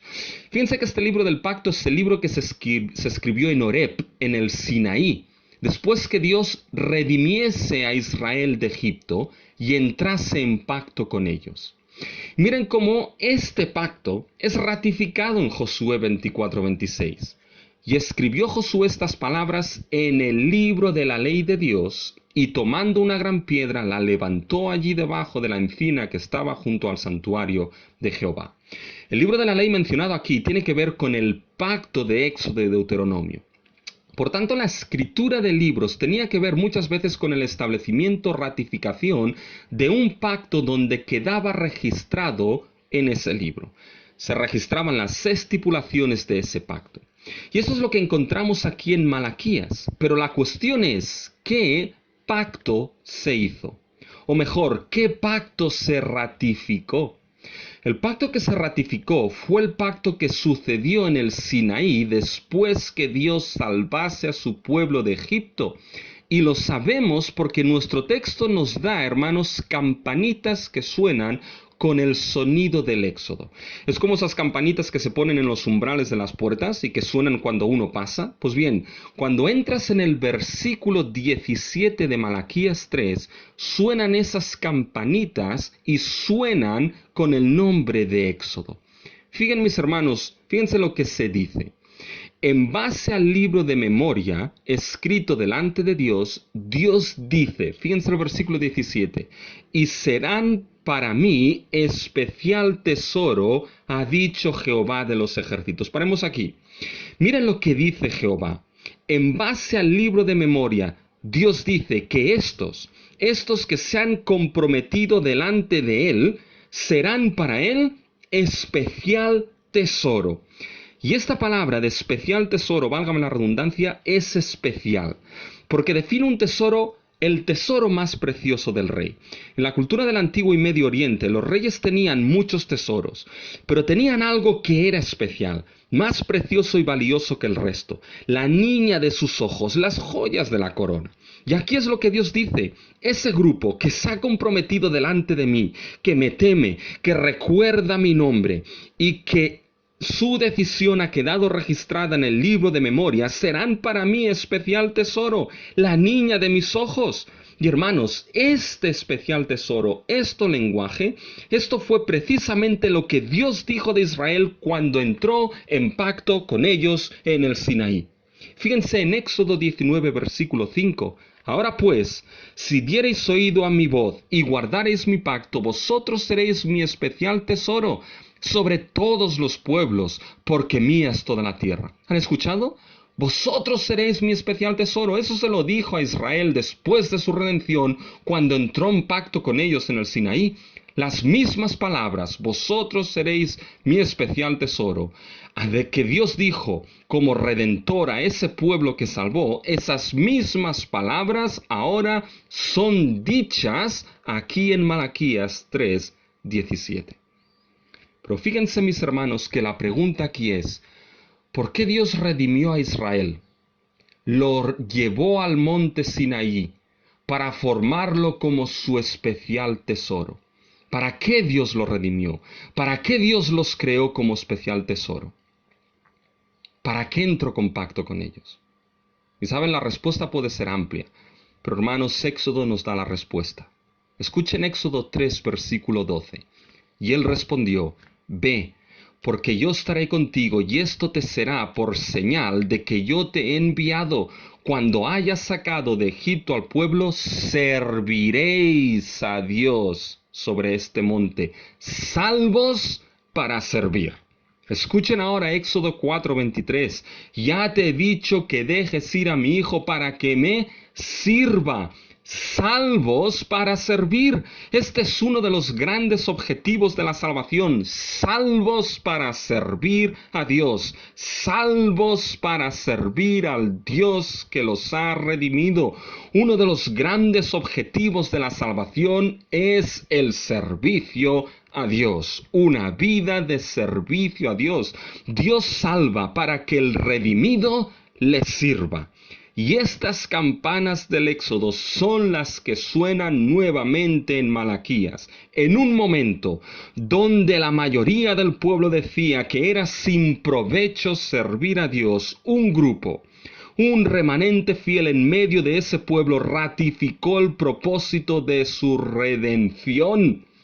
Ratificó el propósito de ese pacto en el Sinaí, ratificó el propósito de su redención. Somos salvos para servir a Dios. Y esta es la razón, mis hermanos, por la que decir que servir a Dios es que era algo vacío, era decir que la salvación era algo vacío y sin propósito alguno. Lo que ese grupo hizo, mis hermanos, que temían y recordaban el nombre de Dios, fue volver a lo básico, fue volver a lo fundamental, fue ratificar delante de Dios lo que habían sido hechos por pura gracia y redención, un pueblo liberado de la esclavitud, para ahora en pacto ser siervos de Dios para servirle plenamente con sus vidas. Si te preguntas, ¿qué debo tener en mente para entender que el servicio a Dios no es vacío? La respuesta es que debes tener en mente la salvación que te ha sido dada en Cristo. Debes tener en mente que en Cristo fuiste salvos para servir a Dios con tu vida. Pero fíjense, antes de que ampliemos esto, fíjense, la decisión reverente que tomaron conlleva que el servicio a Dios se basa, como hemos dicho, en ese reconocimiento y recordar el nombre de Dios.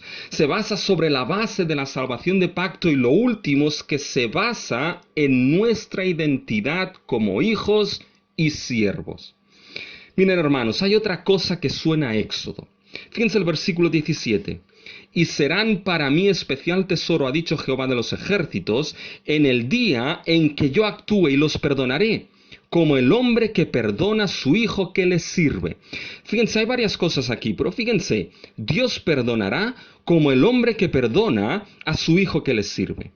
Miren cómo aquí el concepto de hijo se asocia con aquel que sirve al padre. Es decir, un hijo fiel que sirve a su padre. Y por eso es perdonado. Y esto es puro Éxodo, mis hermanos, porque Israel, que era redimido para servir a Dios, era al mismo tiempo el hijo primogénito de Dios, que debía ser salvado para que sirviese a su Dios fielmente. Fíjense, lo hemos leído, escuchen Éxodo 4, 22 y 23 nuevamente. Y dirás a Faraón, Jehová ha dicho así, Israel es mi hijo, mi primogénito. Ya te dijo que dejes ir a mi hijo para que me sirva. Israel por salvación se convertirá en el Hijo de Dios que debía servirle fielmente siendo pueblo de pacto, reflejando en su vida lo que era ser un pueblo salvado por la gracia de Dios, reflejando en su vida lo que era ser el primogénito Hijo de Dios que fielmente servía a Dios. Pero lo sorprendente, mis hermanos, es que esto forma parte de un gran tema en la Biblia. Porque el primer hijo a la imagen de Dios que debía servir a Dios en su misma presencia era Adán. Adán fue el primer hijo que fielmente debía labrar y guardar en servicio como un sacerdote el jardín del Edén delante de la presencia de Dios. Pero ese Adán fue hijo infiel y falló y pecó. Pero Dios no dejó que ese ideal que tenía para la humanidad, que tenía que el propósito de la humanidad fuese comunión y servicio delante de su Dios, no dejó que pasase aun y cuando ese Adán falló.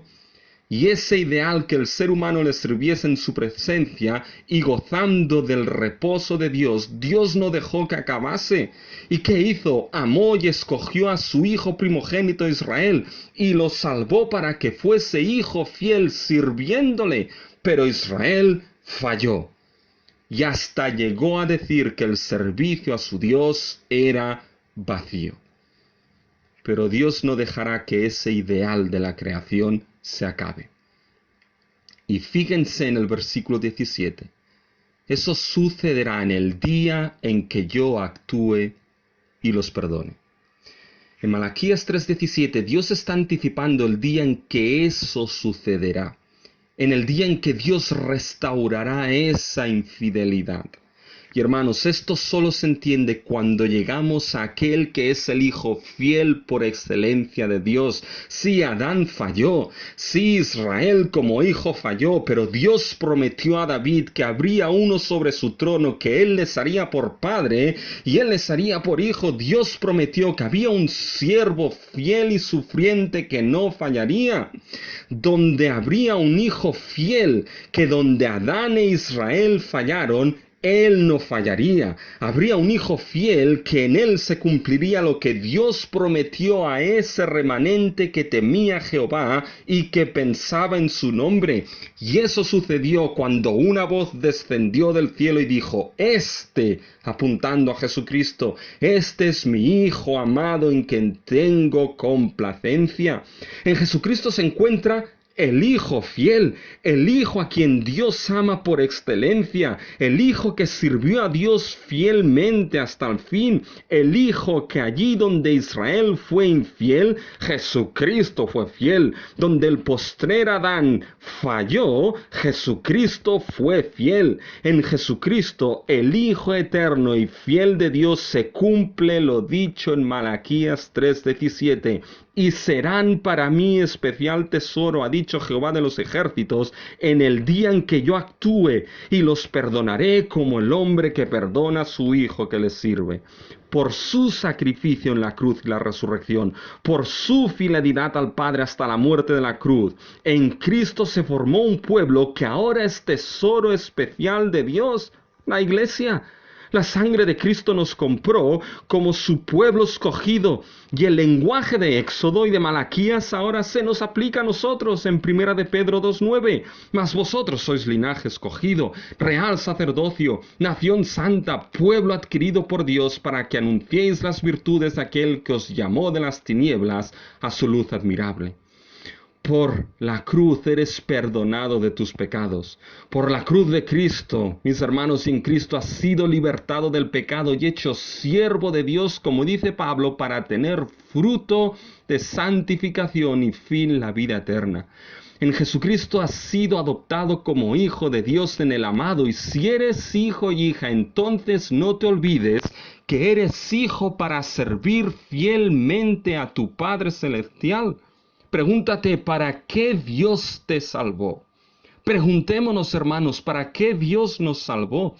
Y sé que es una pregunta amplia, pero uno de los motivos que es el tema central de esos versículos de Malaquías, uno de los motivos por los cuales Dios te salvó, Dios nos salvó, es que te salvó y nos salvó para que le sirvamos a Él. Fuiste convertido de los ídolos a Dios para servir al Dios vivo y verdadero. Tu salvación hizo que tu vida sea instrumento de servicio a tu Dios, tus pensamientos para el servicio a Dios, tus miembros para el servicio a Dios, tus palabras para el servicio a Dios y para la gloria de Dios.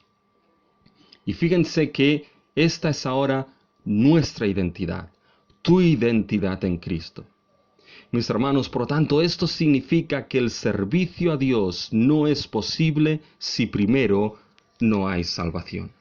Y fíjense que esto nos lleva a la última de todas, de la declaración violenta a la decisión reverente.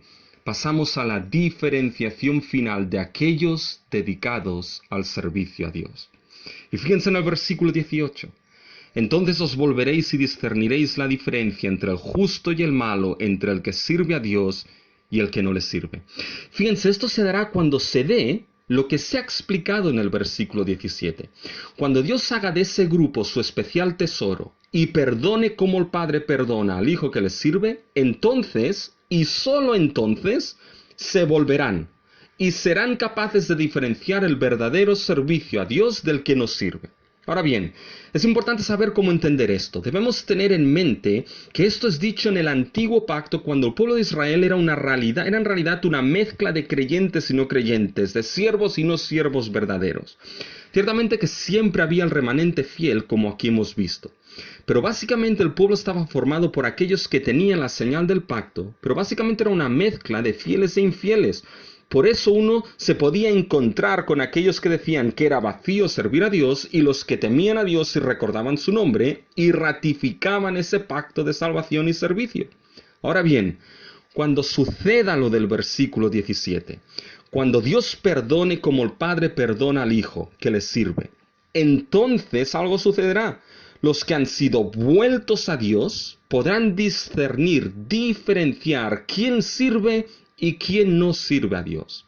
Hermanos, la idea aquí es que cuando esa realidad entre en la escena de la salvación, el pueblo creado ya no será una mezcla. Es decir, el pueblo creado, perdonado, salvado, en ese pueblo ya no habrá esa distinción de grupos de unos que dicen que servir a Dios es vacío y los que se comprometen a servir a Dios. Fíjense, la idea es que habrá únicamente aquellos que servirán a Dios, porque ahora habrán sido hechos el especial tesoro de Dios y perdonados como el Padre perdona al Hijo que le sirve. Y aquellos que no servirán a Dios, no lo harán porque no serán del tesoro de Dios, ni habrán sido perdonados, por tanto su servicio no será reconocido delante de Dios, porque no serán parte de ese pueblo perdonado y salvado para servir a Dios. Y ese pueblo, hermanos, es la iglesia, nosotros. La iglesia no es una mezcla de fieles e infieles. Ciertamente, sí que hay ocasiones donde el servicio puede dejar mucho que desear. Pero la idea de este versículo no es para ir apuntando el dedo dentro de la congregación diciendo quién sirve y quién no sirve. No es para que busquemos como Sherlock Holmes quiénes son aquellos que sirven o no sirven. No, la idea es entender que por la obra de Cristo en el nuevo pacto se cumple eso dicho en los versículos 16, 17 y 18. La idea es entender de que por la obra de Cristo en el nuevo pacto el pueblo creado, todo él es especial tesoro, perdonado de sus pecados y capacitados por la gracia de Dios para servir a Dios. Por tanto, tu vida, mi vida de servicio en realidad es una expresión de mi salvación, de tu salvación, de la gracia de Dios obrando en nosotros. Si me preguntan qué confianza hay que el pueblo de Dios sirva, la confianza es que para eso ha sido salvado. La confianza es que la gracia de Dios sigue obrando. Esta es la certeza. Y por lo tanto, si hemos sido llevados por la gracia de Dios a ser parte de su pueblo, hermanos, expresión de esa salvación es una vida que sirve a Dios. Pero hermanos, la vida de servicio dada en Cristo, en realidad, ¿saben lo que es? En realidad es la restauración del ideal que Dios tenía en el jardín del Edén. El servicio que Adán perdió en el Edén, que Israel fracasó, es cumplido, restaurado en Cristo y dado a los suyos en él.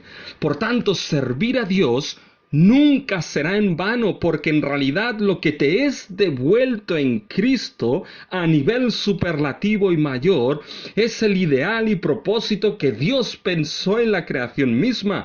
Tu vida de servicio a Dios es la restauración del servicio en la presencia de Dios en el Edén, pero es el anticipo, la antesala del servicio eterno que tendremos delante de nuestro Salvador en los nuevos cielos y tierra. Por esta razón, nunca y nunca será vacío servir a Dios.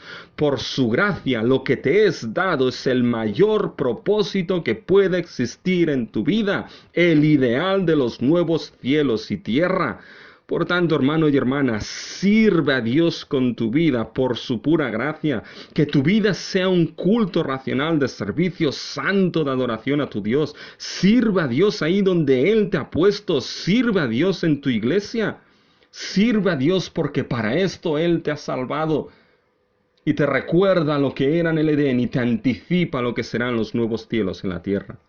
Sabes, únicamente puedes estar en ese ideal si estás en Cristo. Si ha existido arrepentimiento de tus pecados y estos han sido perdonados por Dios por la obra preciosa de Cristo, esta es la única manera que tu vida no solamente puede tener perdón y salvación, sino el sentido que Dios estableció desde un inicio. Y aquí quizá alguien puede pensar que son un tanto egoístas ser salvados para servir a Dios para su gloria. Pero sabes, es todo lo contrario. No es que Dios necesite del servicio, sino más bien nosotros. ¿Por qué? Porque saben, la gloria de Dios es el objetivo, el fin más alto y supremo que existe. No hay mayor fin que la gloria de Dios. No hay fin más supremo y excelso que la gloria de Dios. Y Dios quiso desde un principio que gozásemos de ese fin supremo de su gloria. Y por eso nos salvó. Y por eso en su gracia nos permite servirle, no solo para llevar gloria a su nombre, sino para que gocemos de la sublime y suprema gloria de su ser. Por eso, uno de los fines supremos y que da sentido a la vida del creyente es servir a Dios y gozar de su gloria. Por tanto, con esto, mis hermanos, pueden responder ahora a la pregunta del Catecismo de Westminster. ¿Cuál es el fin principal y más alto del ser humano?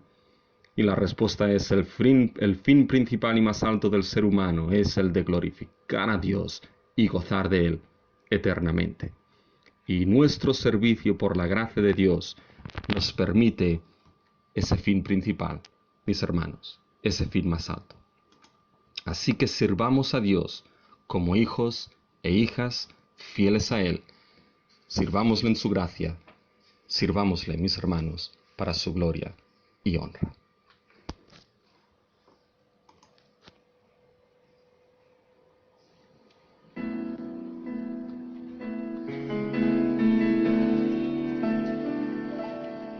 El misterio de la cruz no puedo comprender, la angustia que llegó a sufrir. El perfecto Dios su Hijo entregó, la copa amarga Él bebió por mí. Tu sangre mi maldad lavó, gracias Cristo, fue satisfecha la ira de Dios, gracias Cristo, tu enemigo fui y hoy me siento a tu mesa, gracias Cristo.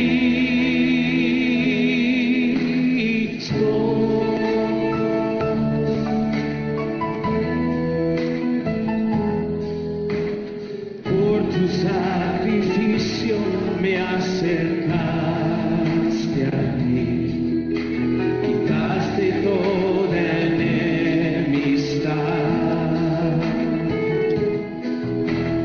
Tu gloriosa gracia derramaste en mí, tu misericordia sin igual. Tu sangre mi maldad lavó, gracias Cristo, fue satisfecha la ira de Dios, gracias Cristo, conmigo fui y hoy me siento a tu mesa, gracias Cristo.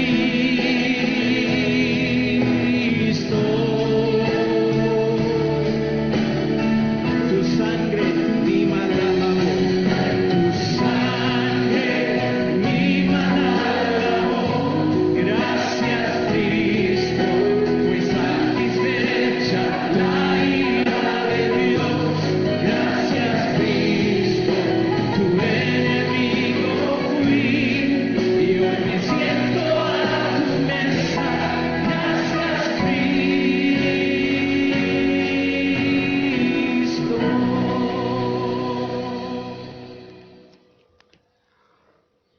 Así, Señor, solamente Dios nuestro podemos decir gracias. Gracias porque realmente éramos hijos de ira, pero tú, Padre nuestro, nos has hecho tus hijos amados, porque nos has adoptado en el amado. Gracias, Señor Jesús, porque en ti tenemos redención y perdón de pecados. Gracias por habernos hecho nuevo en Cristo Jesús. Gracias por habernos salvado en Cristo Jesús. Gracias por el nuevo pacto inaugurado en Cristo Jesús y el don del nuevo pacto, el Espíritu en nuestras vidas. Gracias, Señor, porque nos salvaste para servirte, no porque tú lo necesites, sino porque tú, Señor, tuviste ya ese plan decretado de devolvernos a ese ideal, Señor, de gozar eternamente con nuestras vidas de adoración a ti. Y ahí nos devolviste en Cristo Jesús. Oh Señor, solamente te pedimos que podamos mirar, Señor, a la obra de redención en Cristo Jesús, para saber que ella es nuestro fundamento, para saber que en ella tenemos la gracia, para servirte con nuestras vidas. Señor, ayúdanos a que nunca digamos como pueblo tuyo, que el servicio a ti es vano, vacío y no aprovecha. Oh Señor, con él nos das el gran privilegio de participar de tu gloria. Esa gloria, Señor, que Cristo oró para que pudiésemos participar de ella. Señor Jesús, tú fuiste el siervo sufriente por excelencia. Danos gracias, Señor, para que nosotros seamos siervos también del Dios Altísimo. Y ahora, Señor, te pedimos que la gracia del Señor Jesucristo, el amor de Dios y la comunión del Espíritu Santo sea con todos nosotros, en el nombre de Cristo Jesús. Amén.